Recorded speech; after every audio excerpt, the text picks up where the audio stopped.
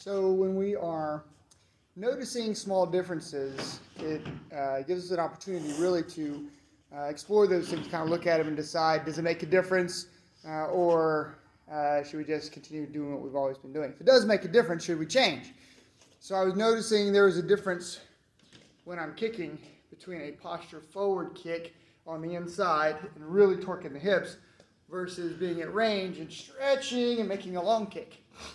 So posture forward versus extended at long range. So we know that at the end of the kick is usually where the most power is. For example, if you take a stick and you hit something at the end of the stick, it usually has more power than at the middle of the stick.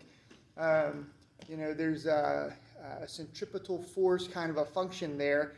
There's also a function of speed at the end, so kind of keep that in mind. However, there is some interesting give when we hit something solid. The stick or whatever lever that we're hitting with is going to tend to flex at the end. You'll flex more at the end. So there is more speed. We would think that that's what we want, but there's also less flex at the middle, so it hits solidly at the middle. In other words, I'm proposing that the posture forward kick can have a different effect on the body. So let's look at this on the back. You guys can judge and tell me what you think. All right, so posture forward kick versus a long kick. We're going to start with a leg kick. So again, if I do kind of a karate style roundhouse kick where we kick fully extended with the top of the foot, you will notice the sound is slightly different. I don't know if you'll be able to tell how much the bag moves, but let's see, let me adjust my camera back a little bit so you guys can see the posture and everything. All right, let's see if we can do this here. All right, so again, we want to hit pretty much at long range. All right, so here.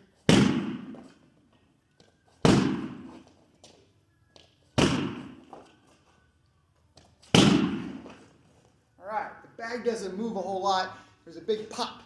And I'm guaranteeing that at the end of my foot, there's a lot of speed, but I can also feel that throughout the shin bone as, the flexing of those bones and the joint and everything at the knee, everything kind of absorbs some of that. Now, let's look at the posture forward kind of kick. All right, so instead of being at long range, I'm going to hit here, posture forward, and I'm going to kind of have my body projecting all my power forward. A little bit different. So here, as opposed to here. Let's see. Notice the bag moves a little more. I don't feel it throughout my whole leg, by the way. I'm actually pushing from the thigh bone. Let's see here. All right, so test number 2, I'm going to put the bag over here, kind of look at this thing. You guys tell me what you see. So I'm going to long kick the pad first. Watch how much the bag moves, for example. Fix my pad here.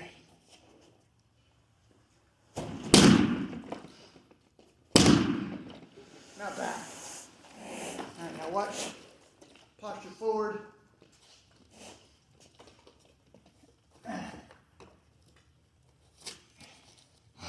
Posture forward. Let's see if we can do this. All right. Try to make the angle the same.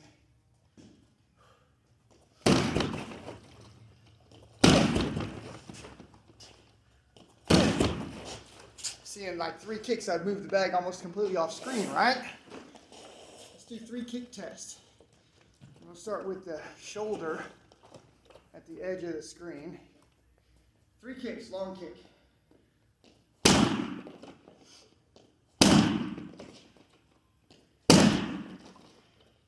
Of course, it does keep undoing the Velcro, which might indicate something else. Let's move this back. Again, about the edge of the screen. 3 kicks.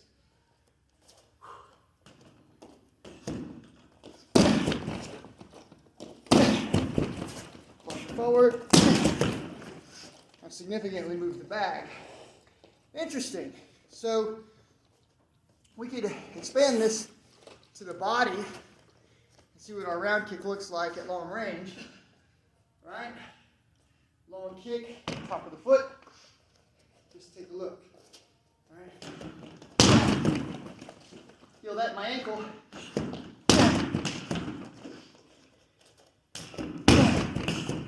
All right, so remember the ankle flexes, the knee flexes, actually the bones make a small flex. I didn't move the bag much off of the screen either. Let's go to the body here. Posture slightly forward, more hitting, projecting from the thigh bone. The striking surface is the shin on the posture forward, slightly different striking surface. That counts. Everything matters. Let's just see. A bit closer. Really rocking that bag, right?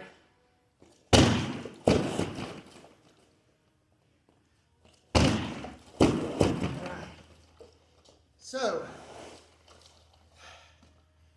I'm not sure I can kick to the head with the posture forward kick. I need a longer limb to get up that high. But if we went to the head, I wonder if we'd get the same result. So again, let's kind of look at it without the heavy bag for a second. So, remember, karate style, we're going to extend and make the body long. All right, we're going to sweep that leg out, back, and it's pop. Muay Thai style, we're kind of pop, right? So maybe the angle changes also. We can angle up kick, karate style. We can angle up kick, Muay Thai style. We can angle sideways, karate style. Sideways, Muay Thai style. Even down, extend all the way out. See how my body's still kind of curled and I keep my guard up. It's an inside strike, I think, in those cases. So if you need that extra length, you know, by the way, they're all kicks. Doesn't matter if it's Japanese or Thai or Chinese or Korean in nature, but the point of the matter is that one's better than the other. They have different functions. If you need that extra length, you're going to stretch, really point that toe and make the body long, you know, for that extra length is important. For power on the inside, we don't have time really to get that body long, so we're going to still be in this posture forward, tight position. But you can still develop a huge amount of power on the inside. So, what got me thinking about this was that when we punch, we long punch with the jab and the cross, right? We teach our students not to long punch with the hook, right? But to have it here, and we're torquing with the body. Same thing with the uppercut. We don't swipe with the uppercut. We drive here. It's backed by the ulna and the radius. So having that bone structure behind the kick makes sense because that's how we punch, right? How do you get bone structure behind the cross? We don't really want to punch here, although we could. We punch here at the long range, right? But then we hook punch here when our body is compact, posture forward, right? We don't do this, so to speak. However, you might remember in our karate days, we used to throw this ridge hand, right? Not as powerful as an attack, but it has some better range than this. Now, I've seen a lot of boxers reach and really swat somebody with this long punch. Don't get me wrong, you can knock the piss out of somebody. But remember that when you hit, let's bring Bob back up. When you hit at a certain range, something happens to the arm. So I'll show you on my right hand.